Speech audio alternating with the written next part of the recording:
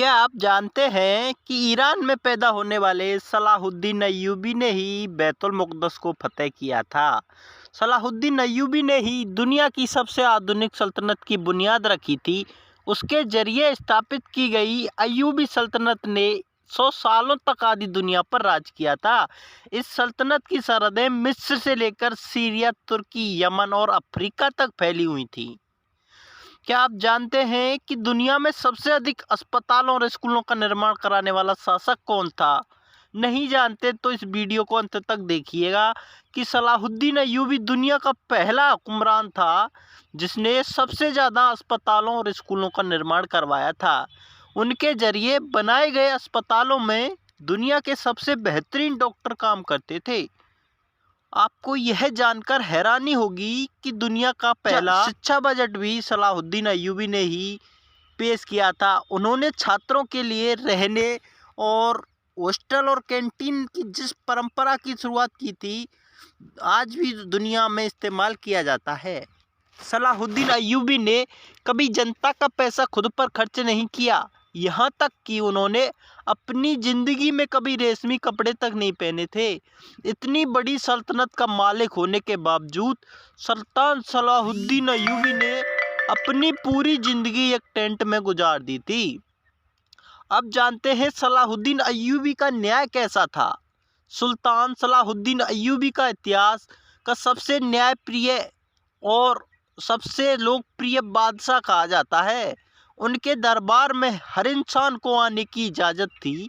Salahuddin Ayyubi ने सप्ताह में 2 बार जनता दरबार लगाने की जिस परंपरा की शुरुआत की थी, उसे आज बहुत से देशों में इस्तेमाल किया जाता है। सलाहुद्दीन अय्यूबी की इस इंसाफ पसंदी का यह आलम था कि यहूदी और ईसाई भी अपने फैसलों के लिए उनके दरबार आते थे। सुल्तान सलाहुद्दीन अय्यूबी के दौर में मिस्र दुनिया का सबसे अमीर देशों में से एक था। उनकी हुकूमत काहिरा और दमिश्क के अस्पतालों में दुनिया भर के लोग इलाज के लिए आते थे। दुनिया के मशहूर वैज्ञानिक एडलार्ड ने साइंस की शिक्षा मिस्र और सीरिया से ही हासिल की थी। आपको यह जानकर शायद हैरानी हो कि सलाहुद्दीन अय्यूबी के जरिए स्थापित की गई सल्तनतें अय्यूबिया में ही आँखों के इलाज पर सबसे ज़्यादा रिसर्च की गई है। मोतियाबिंद का सबसे बेहतरीन इलाज आज मिस्र में ही खोजा गया है। सलाहुद्दीन अय्यूबी की सल्तनत में रहने वाले इब्न बतौर ने भी 300 से अधिक दवाओं की खोज की। उनकी लिखी किताब अल मुगन्नी और अल जामी को 17वीं सदी तक ऑक्सफोर्ड जैसी यूनिवर्सिटी में पढ़ाया जाता रहा है। आपको यह जानकर शायद हैरानी हो कि सलाहुद्दीन अय्यूबी मिस्र और सीरिया के पहले सुल्तान थे। उन्हें इस्लाम का घोषित खलीफा भी कहा जाता था। बहुत कम लोग जानते हैं कि सलाहुद्दीन अय्यूबी ने बैतुल मुक़द्दस को फतह किया था। उन्होंने ही 1187 ईस्वी में सलीबियों को शिकस्त दे मस्जिद अक्सा को आज़ाद करवाया था। सलाहुद्दीन अय्यूबी ने मस्जिद अक्सा को कैसे फतह किया था? सलाहुद्दीन अय्यूबी ने मस्जिद अक्सा को फतह करने के लिए 16 जंगें लड़ी थीं।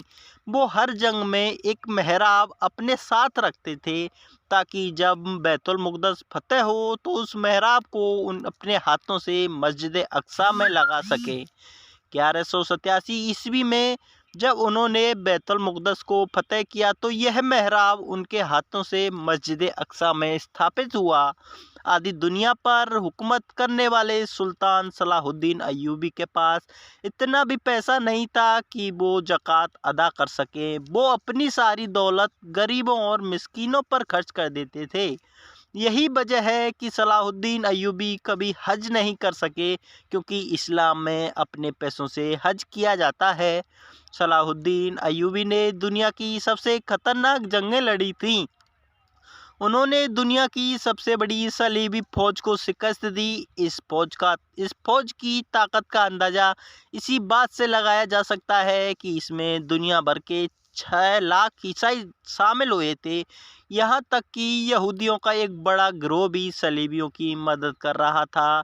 सलाहुद्दीन अय्यूबी शुरुआती दिनों में नूरुद्दीन जंगी की फौजी कमांडर थे, लेकिन 1164 ईस्वी में उन्होंने जब मिस्र को फतह किया तो नूरुद्दीन जंगी ने उन्हें मिस्र का शासक बना दिया था।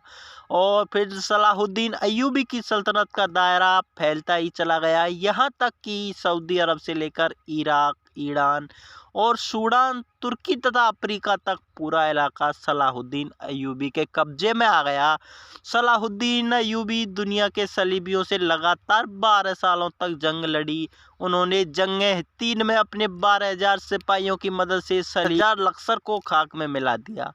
सलाहुद्दीन अय्यूबी की इंसाफ पसंदी के दुश्मन भी कायल थे। उन्होंने बैतुल मुक़द्दस को फतह करते ही ईसाइयों और यहूदियों को माफ़ी का ऐलान कर दिया। उन्होंने ईसाइयों को न सिर्फ बैतुल मुक़द्दस की ज़ियारत की इजाज़त दी, बल्कि उनके लिए खाने पीने और रहने तक का भी इंतज़ाम किया था। सलाहुद्दीन अय्यूबी के इस इकलाल से यहूदी और ईसाई इतना प्रभावित हुए कि उन्होंने इस्लाम कबूल कर लिया था। सलाहुद्दीन अय्यूबी के होते हुए किसी में भी मुसलमानों की तरफ आंख उठाने की हिम्मत नहीं थी। यरूशलेम के बादशाह के भाई ने जब मुस्लिम हाजियों के काफिलों को लूटा तो सलाहुद्दीन अय्यूबी ने सरेआम उसका कत्ल कर दिया था। सलाहुद्दीन अय्यूबी के जरिए आज़ाद करवाए गए बैतुल मुक़द्दस पर मुसलमानों ने 750 साल हुकूमत की, लेकिन 1948 में अमेरिका, ब्रिटेन और फ्रांस ने मिलकर फिलिस्तीन में एक यहूदी देश इजराइल की स्थापना कर दी और बैतुल मुक़द्दस के आधे हिस्से पर यहूदियों ने कब्जा कर लिया था। 1967 में होने वाली अरब और इजराइल जंग में बाकी हिस्सा भी यहूदियों के कब्जे में चला गया।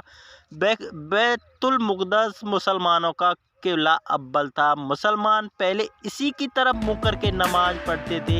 हज़रत मोहम्मद सल्लल्लाहु अलैहि वसल्लम ने यही मेराज का सफ़र तय किया था और मस्जिद अक्सा में ही तमाम नबियों की इमारत भी बनी हुई थी।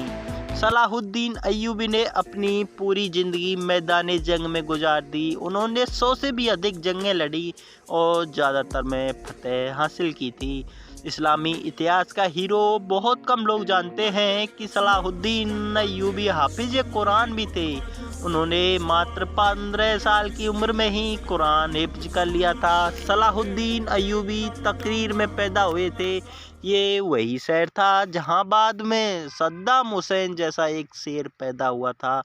सलाहुद्दीन अय्यूबी को इस्लामी इतिहास का हीरो कहा जाता है। मुसलमान सलाहुद्दीन अय्यूबी को आज भी इज्जत की नज़रों से देखते हैं। तो दोस्तों, हमारी वीडियो आपको कैसी लगी हमें कमेंट के माध्यम से अवश्य बताइएगा।